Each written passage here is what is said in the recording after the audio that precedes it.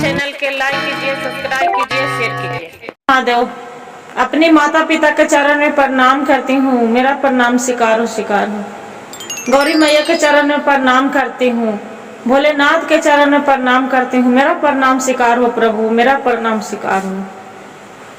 एक कोई राजा हलन, बहुत बड़ा राजा हलन, जो बड़े राजा हलन, राजा साहेब दोनों पति पत्नी बहुत अपना जीवन में खुशी खुशी बिता रहलन है।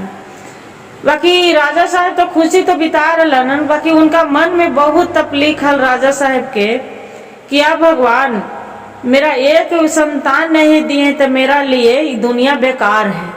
बहुत उदास रहते थे राजा रानी। कुछ समय बीतते बीतते कोई की भी देखते थे कि सबको पुत्र है, मेरा पुत्र नहीं है, तो इसलिए राजा और रानी बहुत मन उदास रहते हैं। जब मन उदास रहलन तो एक जगह देख कर हूँ, उसी को घर के बाजू में शिव मंदिर था।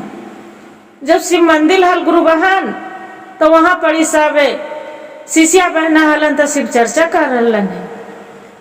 शिव चर्चा कर रहलन है तो ढोल के आवाज, करताल के आवाज सब पूरा कान में गूंज रहा है, भजन गा रहा है। तो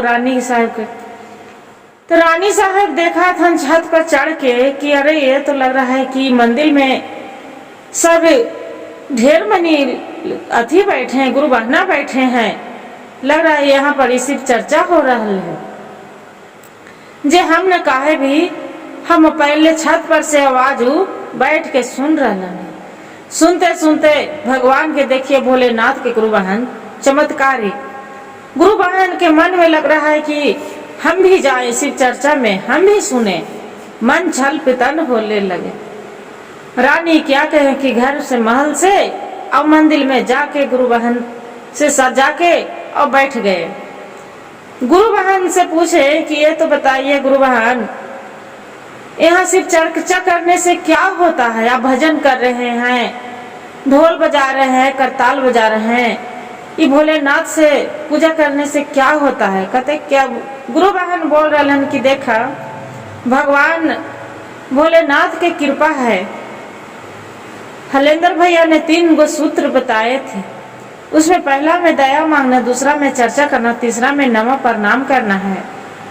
जो आप सच्चे दिल से भगवान के आगे हाथ जोड़ेंगे तो आपको जो मन कामना जरूर पूरा होगा। भगवान भोलेनाथ जरूर पूरा करते हैं। तो बोलते हैं कि ऐसा बात, ताकि हाँ। और रानी मन में भगवान से आराधना करती है कि या भगवान भोलेनाथ, जो मेरा पुत्र हो जाएगा तो हम भी शिव चर्चा कराएंगे, पूजा करेंगे। देखा गुरु बहन, वहां पड़ी से भगवान के भी, भोलेनाथ के भी महिमा। अब भगवान के भी माता पार्वती पूजा उजा खत्म हो गई, शिव चर्चा खत्म हो, अपना अपना गुरु बहन सब प्रसादी लिए, इनको भी प्रसादी दिए। रानी साहब भी प्रसादी लेके अपना घर चली गए। जो चली गए तो कुछ प्रसादी खाए अपने, और राजा साहब के बोले कि राजा साहब, आज घर के पीछे जो मंदिर है उसमें बहुत भारी शिव चर्चा हो रहा था। हमरा आवाज सुन के मन में भटक रहा था कि कखनी हम जाके हम भी भजन और पूजा करें, तो इसलिए हम शिव चर्चा में चले गए थे। राजा साहब बोले कि कोई बात नहीं, ये तो बहुत अच्छा के बात है कि भगवान के पूजा भजन करना चाहिए। जय। बाकी रानी साहब, आप जब भजन करने गए तब सब मोहल्ले वाले के साथ थे, तब कुछ नहीं बोले? ताकि नहीं, कुछ नहीं बोले। आओ हमको ज्ञान बुद्धि दिए कि भगवान के पूजा करना चाहिए, भोलेनाथ के शिव चर्चा आना चाहिए, दया मांगना चाहिए, तो भगवान दया गोद भर देते हैं। जे पता नहीं, हम प्रसादी भगवान के भोलेनाथ के नाम लेके तो खा रहे हैं, भगवान मेरा चमत्कारी प्रभु दिखाएंगे कि नहीं दिखाएंगे। सुबह हुआ गुरु बहन, भगवान ने अपना भोलेनाथ भेष साधु के रूप में उसका दरवाजा पर पहुंच गए। बोले कि कोई भिक्षा दो बेटी, को है घर में? जय। बोलते हैं रानी साहब निकले कि हाँ बाबा, आप आइए न, मैं तो हूँ, घर में हूँ। जे क्या दे बाबा, सोना चांदी हीरा मोती रुपया पैसा क्या चीज दें? बाबा बोलते हैं कि बेटी मेरा कुछ नहीं चाहिए। क्या करेंगे हम हीरा मोती लेके, सोना चांदी लेके हम क्या करेंगे? हम तो एक अपने भिक्षा मांगने वाले और घरदानी है, देने वाले हैं। हम क्या लेंगे? हम तो आए थे कि हम अपने शिष्य से जाके थोड़ा सुन देखते हैं कि मिल लेते हैं। जे वो उतना बोल के और रानी साहब उदास में हो गई। बोलते हैं कि क्या हुआ बेटी, मेरा पूछ के बहुत उदास हो गई। तो कि बाबा हम क्या कहें, धन दौलत तो था है बाबा, बाकी मेरा एक संतान नहीं है, न तो एक लड़की है और न तो मेरा एक लड़का है, एक भी संतान नहीं है। राजा साहब के भी सब हमारा है, जो सब बोलते हैं कि निपुत्र नाम धरे हैं, मेरा बांझन के नाम पुकारे हैं। मैं क्या करूं बाबा? लगता है कि एक मन करता है दिल में कि दोनों प्राणी प्राण त्याग दे, बाकी फिर भी सोचती हूँ कि प्राण त्याग देंगे तो अगले जन्म में भी तो हम बांझे कहाएंगे। इसलिए बाबा खाली घुट घुट के किसी को कोई भी जो बोल देते हैं, मेरा पति जो जाते हैं राजा साहब कचहरी कहूँ भी तो वैसे ही सब निपुत्र करके बुलाते हैं, पुकारते हैं। कितना चलते चलते रास्ते में भी टोन छोड़ देते हैं कि राजा साहब के इतना धन दौलत है, बाकी किस काम के? राजा साहब के तो एगो पुत्र भी भोगवैया नहीं है। बाबा सुन के बोलते हैं बेटी चिंता मत करो, लो आ यहाँ पड़ी एक जड़ी देती हूँ, ये जड़ी आप दोनों पति पत्नी दोनों पीस के पी लेना, उससे भरोसा रखना, अपना भगवान के जो जिसका मानते हैं उसका पर भरोसा करना। बोलते हैं कि बाबा हम तो भगवान भोलेनाथ पर भरोसा है। बोले कि भरोसा है तो जरूर होगा बेटी, जाओ। वहां से बाबा इतना कह के और छपित। बाकी हाँ बाबा फिर एक चीज बोलते हैं कि बेटी जो हो जाएगा तोरा बच्चा तो तू भगवान के बोले जब मंदिर तू जहाँ सुनने गई थी वहाँ तू भारी शिव चर्चा जरूर करवाना। बोलते हैं कि ठीक है बाबा। रानी साहब के वहाँ जड़ी राजा साहब आते हैं, पूरा कार्य संभाल के। रात में दोनों एक जगह होते हैं। रानी बोलती है कि राजा साहब आज आप जो कचहरी चली गए थे तो आज मेरे दरवाजे पर एक साधु बाबा आए थे।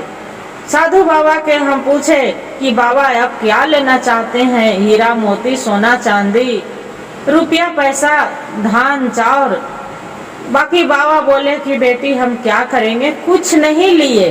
बाबा बोले कि हम भिखारी तो अपने हैं, दाता दान करने वाले हैं, हम क्या करेंगे ये सब लेके। बाबा नहीं कुछ लिए, बाबा एक जड़ी दिए हैं। बाबा के सारी दुख करके हम सुना दिए हैं तो बाबा एक जड़ी दिए हैं। अब बोले हैं स्वामी कि दोनों पति पत्नी पी लीजिएगा। राजा साहब बोलते हैं कि देखिए रानी सेवा आप मन में क्रोध मत रखिएगा, बाकी हम तो चारों धाम तीर्थ घूम लिए हैं, इतना हम सगरो रोज पूजा करते हैं करते हैं, कुछ नहीं हुआ तो ये जड़ी पीने से क्या हो जाएगा? जी हमको तो विश्वास नहीं है। रानी साहब राजा साहब के बोले है कि राजा साहब जो आप भगवान के जो मानते हैं भोलेनाथ के, तो उनका नाम लेके जो इतना हमने कर लिए हैं, दान पुण्य कर लिए हैं, सब खा के थक गए हैं दवाई दारू, तो एक जड़ी से छोटा सा तो जड़ी है, पीने में क्या होगा, दोनों पी लेते हैं। बोलते हैं कि ठीक है आपको बात तो हम जरूर मान लेते हैं। रानी साहब जड़ी पीसे अब बढ़िया से अच्छा सा पानी से गंगा जल डाल के दोनों पति पत्नी भगवान के गोड़ लग के और पी लिए गो बहन। रानी के रह गए गर्भवती, जो गर्भवती रह गए रानी महीना दिन बीत गया। खाना किचन में खाना बना रही थी, चक्कर खा के गिर गए। राजा साहब के वहाँ जो नौकरानी थी तो कचहरी में फोन गया कि रानी की तबीयत खराब है बहुत, कस के राजा साहब के। राजा साहब आके देखते हैं तो डॉक्टर आए के चेक कर रहा है तो बोल रहे राजा साहब आप खुशखबरी है। तो बोलते हैं क्या है, तो कि आपका रानी गर्भवती है। राजा साहब सुन के पूरा झूम उठते हैं, इतना झूम उठते हैं कि एकदम पूरा धूमधाम से पूरा गांव मोहल्ले को पूरा मुद्रे बांटते हैं, ब्राह्मण को बुलाते हैं, सब दान पुण्य पूरा करने लगते हैं। जो दान पुण्य कर लेते हैं खाली गर्भवती सुने कि रानी साहब मेरा गर्भवती है। गुरु बहन 9वें महीना बीत गया, 9 महीना 10 दिन और 9 घंटा जो बीत गया तो एक सुंदर सा बालक जन्म लिया। जो सुंदर सा बालक जन्म लिया, राजा साहब खुश हुए बहुत, क्या भगवान भोलेनाथ के विनती मेरा सुन लिया कि भगवान मेरा पुत्र दे दिए। इतना राजा साहब धूम कुचड़ी मंगाए कि पूरा सब कोई हीरा मोती सोना चांदी। ब्राह्मण हलन तो ब्राह्मण के गाय उसका ब्राह्मण के बहुत सुंदर गाय दिए कि बाबा लीजिए मेरा पुत्र दूध पिएंगे, इसी आपका भी एक गाय देती हूँ कि आपका भी पुत्र दूध पी के अब आपका पुत्र भी खुश रहेगा, यही गाय के आप दूध पिलाइएगा। ब्राह्मण भी खुश होके अब देख रहे हैं पोथी पत्र, तब ब्राह्मण उदास हो गए। राजा साहब बोलते हैं कि क्या बात है बाबा, उदास क्यों हो गए। बोलते हैं राजा साहब के दोनों पति पत्नी की कि देखिए राजा साहब आप हम कहेंगे तो आप तो मन में दुखित हो जाएगा, चाहे तो आप मेरे यहाँ से निकाल दीजिएगा, कहें कि नहीं कहें। राजा साहब बहुत सुदिलिया दिल के थे, बहुत इंसान नेक इंसान। राजा साहब बोले कि ठीक है बाबा आप कहिए तो क्या बात है। पंडित जी बोले बाबा राजा साहब की कि देखिए जजमानी ये बच्चा है जे 12 साल के तक आयु है, 12 साल से ज्यादा आयु नहीं है, जे आप क्या कहते हैं। वो सोचे कि राजा साहब बोले कि कोई बात नहीं, मेरा जो सब बोलते थे कि निपुत्र है, मेरा पत्नी के बोलते थे कि बांझ है, वो मेरा तो नाम छूट गया ना बांझ के निपुत्र के, मुझे कोई बात नहीं 12 साल बीतेगा जैसे देखा जाएगा। राजा साहब संतुष्टि बांध लिए दिल में, जो दिल में बांध लिए संतुष्टि राजा साहब के। अब धीरे धीरे बच्चे को खूब खिलाओ पिलाओ पढ़ाओ लिखाओ, पूरा सकरो पढ़ा रहे लिखा रहे, विद्या पूरा सब अति कहे ब्राह्मण के बुला रहे हैं, पंडित के बुला अति के बुला रहे हैं, घर ही में बच्चे को पढ़ा रहे हैं, सब पढ़ा लिखा के पूरा उसका तालीम कर रहे हैं। एक दिन के बात हुआ कि जैसे 11 साल बीतता है, जैसे सोचते हैं कि राजा साहब कि मेरा बेटा के 12 साल की उम्र है, काहे नहीं इसका हम शादी विवाह कर देते हैं कि मेरा बहू आ जाएगी घर में तो कम से कम एक आध गो पोता पोती हो जाएंगे, तो मेरा वंश तो आगे के चलते रहेगा ना। मेरा बेटा के तो 12 साल तक उम्र भी है, तो कम से कम बहू आ जाएगी पोता पोती हो जाएगा, तब कुछ भी तो एक संतान भी तो मेरा आगे के राज संभालने वाला कोई हो जाएंगे। क्या किए गुरु बहन, 11 साल बीत गया। राजा साहब अपना लड़के को नगर में ढोला पिटा दिए कि राजा साहब अपना लड़की के शादी करेंगे। जब शादी करेंगे तो वहाँ पड़ी पंडित और नाव जा रहे हैं एक पोथी पत्रा लेके और महाराजा के नगर में दूसरा नगर में कि राजा साहब के शादी करना है लड़की के। बाकी राजा साहब बोल दिए थे कि जो न कोई गुणवती लड़की रहेगी उसी से हम शादी करेंगे, अन्य तो नहीं करेंगे। वैसा तो ब्राह्मण के पता नहीं चला कि हाँ कोई गुणवती है, और चाहे न ठाकुर के पता चला और न ब्राह्मण के चला। ठाकुर ब्राह्मण घर घूर के आ गए। राजा साहब के बोले कि क्या पता लड़की नहीं चला, तो कि राजा साहब अब जैसा खोज रहे हैं गुणवती, बाकी वो गुणवती लड़की नहीं मिला है, तो कि कोई बात नहीं, हम अपने ही जाएंगे, हम अपनी पुत्र के राजकुमार के लिए लड़की ढूंढ के लाएंगे खुद से। बोले ठीक है राजा साहब। राजा साहब अपना पोशाक पहन के घोड़े पर सवार होके अपना लड़की बहू ढूंढने के लिए निकल गए। जो बहू ढूंढने के निकल गए तो देख रहे हैं कि एक लड़की, बहुत सुंदर लड़की है, 12 साल की लड़का से 12 साल 1 साल की बड़ी लड़की है। 12 साल की लड़की मंदिर में पूजा कर रही है, शिव चर्चा हो रहा है, वहाँ पर पूजा कर रही है। वो गुणवती है। जो गुणवती है, राजा साहब के मन में लग रहा है कि यही लड़की मेरा लड़का लायक है, यही लड़की से हम शादी करेंगे। तो देखिए गुरु बहन, वो लड़की तो थी, बाकी भगवान के एक वो नागिन थी, ऐसा नहीं थी, वो नागिन थी, मनुष्य तन में जन्म ली थी, बाकी वो लड़की नागिन थी। तो राजा साहब क्या किए कि उसका ढूंढ के बोलते हैं उसका कि बेटी आपको शादी विवाह हो गया है कि नहीं हुआ है।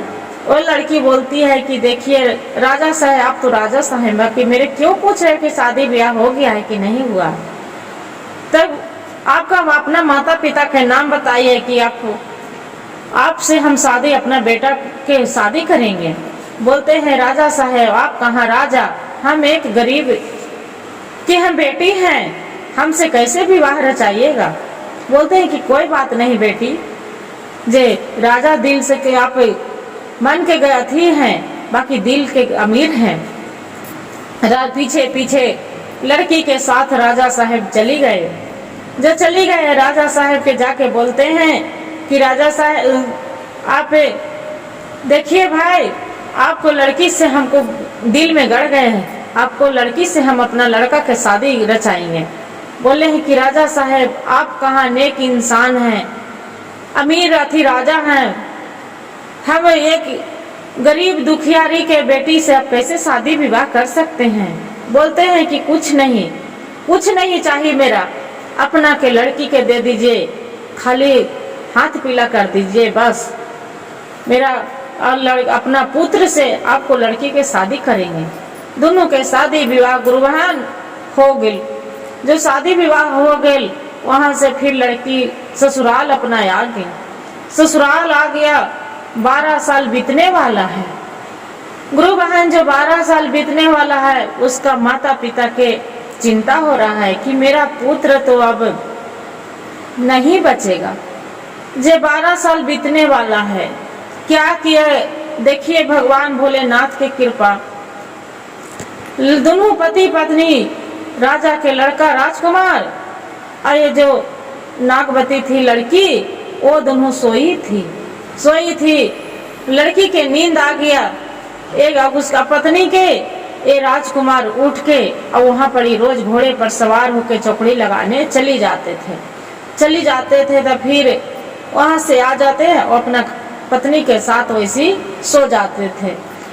फिर रानी जो देख रहे हैं कि बिस्तर पर से नींद खुल के देख रहा है कि राजा साहब तो है नहीं, राजकुमार कहाँ चले गए। बाकी अपना सास ससुर के भी नहीं बता रहे हैं कि बोलेंगे कि मेरा बेटा के अछलंग पाप लगा रहे हैं।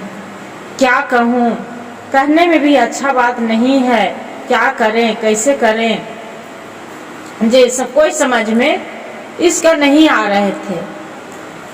वैसे करते करते एक दिन समय होते हैं कि जैसे राजा साहब जाने लगते हैं, जैसी राजा साहब के नींद खुले थे, इसका हाथ पकड़ लेते हैं कि राजा साहब आप कहाँ जा रहे हैं। स्वामी मेरे तो कुछ बात बताते नहीं, आप रात में गायब हो जाते, कहाँ जाते हैं कहाँ। वो बोलते हैं कि ऐसे घूमने जाते हैं, जो कोई वैसा बात नहीं है। रानी साहब वो जो रहती है नागवती पूछती है राजा साहब की कि राजा साहब आपको हम पसंद नहीं है, जे आप कहाँ चली जाते हैं, क्या बात है। तक कि नहीं वैसा कोई बात नहीं है, सही ऐसी थोड़ा मन नहीं लगता है, इसी बाग बगीचा में घूमने चली जाते हैं। एक दिन के बात होता है, राजकुमार जैसे ही 12 साल बीतने में 2 दिन बाकी है, बाकी उसका पता नहीं है कि हम 12 साल तक हम जीवित रहेंगे। अपना माता पिता के बोलते हैं कि पिताजी इतना भारी राज है, बाकी आज तक हमको बताए नहीं कि हाँ इतना भारी राज है, प्रजा लोग मेरा कौन है, से आप दोनों नहीं रहेंगे तो मेरे ही संभालना न है, से बता दीजिए, हम अपना प्रजा लोग के जाके देखेंगे और उन्हीं के दुख सुख मेरा जानना काम है। राजा साहब मन में सोचते हैं कि 12 साल होने वाला है, 2 दिन बाकी है, मेरा पुत्र के कुछ हो न जाए। बाकी बोलते हैं ठीक है बेटा, कोई बात नहीं, मेरा के बात तो सही बोलते हैं कि आप ही को संभालना है, से जाओ घूम के आ जाओ। घोड़े पर दोनों राजा रानी, राजा साहब राजा रानी सॉरी राजा साहब जो रहते हैं राजकुमार घूमने के लिए चल जाते हैं, पूरा घोड़ा दौड़ा के आ जाते हैं। जो घोड़ा दौड़ा के आ जाते हैं तो देखते हैं कि एक दिन ये रानी जो सोई है फिर हाथ पकड़ लेते हैं, बोलते हैं कुछ नहीं, बोलते हैं अपना पास से राजा साहब से पीछे पीछे पीछे पीछे उसका राजा साहब के चली जाते हैं। रात में सुबह होता है, राजा साहब आते हैं, बोलते हैं कि राजा साहब कहाँ जा रहे हैं, मेरा आज बता दीजिए, ना तो ना राजा साहब बताइएगा राजकुमार तो मैं अपना जान दे दूंगी। राजा साहब जो रहते हैं राजकुमार बोलते हैं कि रानी साहब जो हम बताएंगे तो हम जीवित नहीं रहेंगे। बोलते हैं कि वैसा कुछ भी जो आपको हम नहीं जानते हैं राजा साहब, बाकी आपको राजकुमार बताना ही पड़ेगा। बोलते हैं कि ऐसा बात तक कि हाँ आपको बताना ही पड़ेगा। राजा साहब क्या करते हैं कि जिद करती है रानी, वो बता देते हैं राजकुमार कि हम जाते हैं कि देखिए वहाँ एक बगीचा है, वहाँ पर एक मालिक लड़की है, उससे हम मिलने जाते हैं। बोले कि ऐसा बात तक कि हाँ, तो उससे कि प्रेम करते हैं राजा साहब राजकुमार, तक कि नहीं प्रेम नहीं करता। इतना बताते गुरुवान वो हो जाते हैं, एक नाग बन जाते हैं। राजा साहब के लड़का रहते हैं जो जैसे नाग बन जाते हैं, पूरा फाय फाय फाय फाय करते बगीचे में उन्हें चली जाते हैं। ये लड़की जो रहती है नागवती, ये तो अपना सास ससुर से भी नहीं बताते हैं कि हम पूछ लिए हैं तो मेरा पति चली गए। अब सोच में रहते हैं रात दिन कि कहाँ चली गए कहाँ चली गए, ऐसी रात दिन चिंतित में है। उसका सास ससुर पूछते हैं कि मेरा बेटा कहाँ। राजकुमार के माता पिता पूरा चिंतित हो जाते हैं कि मेरा बेटा कहाँ चला गया, मेरा बेटा कहाँ चला गया। बार बार बहू से पूछते हैं कि बेटी मेरा बेटा कहाँ गया, राजकुमार कहाँ चला गया, बहू मेरा बेटा कहाँ चला गया। वो बेचारी डर से नहीं बताती है नागवती कि ऐसा नहीं कि बतावे तो मेरा सास ससुर मेरे ऊपर चिल्लाए लगे। एक दिन क्या बोलती है अपना नागवती जो रहती है, जो बोलती है कि माँ जी जो मेरा आदेश दीजिए, हम अपना पति के ढूंढ के लाएंगे, दे दीजिए मेरा आदेश। बोलते हैं कि तू कहाँ जाएगी, तो जहाँ भी होंगे जहाँ से हम ढूंढ के लाएंगे। उसका ससुर भी बोलते हैं, राजा साहब रहते हैं कि ठीक है बेटी, हम तो पूरा नगर में छान मारे हैं, बाकी मेरा बेटा तो पता नहीं कहाँ चला गया, कौन सा नगर में चल गया कि कौन सा बिल में चला गया, कुछ पता नहीं चल रहा है। से आपको यही इच्छा है कि ढूंढ के लाओगे तो चली जाओ बेटी, माना नहीं करेंगे। क्या रहती है नागवती अपना अथी से देखती है ध्यान लगा के कि मेरा पति है जब कोई नाग के रूप में एक बगीचे में घूम रहे हैं। वहां पड़ी एक छिप के चली जाती है। जो चली जाती है तो देखती है गुरुबहन बेचारी एक जगह बैठ के एक फूल ले लेती है। अब फूल लेके अब भगवान से आराधना करती है भोलेनाथ से, क्या भोलेनाथ है ऐसे गुरु एक फूल हम तभी चढ़ाऊंगी कि मेरा पति जो वापस आ जाएंगे तब। यह शिव गुरु मेरा भगवान के भेज दीजिए प्रभु, आप तो दयालु हैं। इसका माता पिता राजकुमार के बीमारे मर जाएंगे प्रभु, जो मेरा पति नहीं आएंगे उनको बेटा राजकुमार तब वो मर जाएंगे। देखते हैं गुरु बहन जो 12 साल के लड़का के आयु था, वो जो ध्यान लगा के देख रहे हैं तो जो नाग भी बने थे वहां पड़ी देख रहे हैं कि नागे के रूप में वो बगीचे में मरल हैं। जो मरल है क्या करती है, जो लड़की रहती है तो जैसी नजर पड़ता है कि वो लड़का मरल है, और लड़की तो जान ही रहे थे कि मेरा पति तो नाग बने थे, नाग के लाके अब मंदिर में वो लड़की क्या करती है, अपने माता पिता सास ससुर से नहीं बता के, और लड़की नाग के जो रहते हैं उसका मरल वाला उसी को लाके धर देते हैं मंदिर में। अब बिलट बिलट के रोने लगते हैं, नागवती क्या भोलेनाथ या महादेव, मेरा पति के जीवित कर दिए प्रभु, अन्य तो हम अपना भी जान दे दूंगी ही मंदिर में पटक पटक के। सर हम अपनी सास ससुर के क्या जवाब देंगे कि आपको बेटा कहाँ चला गया है, कहाँ चला गया है। माता पार्वती भोलेनाथ के बोलते हैं कि प्रभु आप देख रहे हैं स्वामी, आप जो जीवित नहीं करेंगे तो ये जान दे देगी अपना, ये दूज पर जान निकल जाएगा, अच्छा लगेगा। दुनिया हमनी के क्या कहेंगे कि अच्छा कोई भी नहीं भजेगा, नहीं पूजेगा। इतना बिलट बिलट की जो कोई देख लेगी शिष्या कि हाँ ये मंदिर में जान दे दी है, पटक पटक के सहायता नहीं हुए भोलेनाथ, तो कोई हमनी के कोई नहीं पूजा करने वाले हैं। भगवान के प्रभु के भोलेनाथ के वो दया दयालु है, ये वरदानी, उनको दया लगता है। बाकी बोलते हैं कि देवी इसका आयु तो 12 साल का था, इसका आयु तो निकल गया।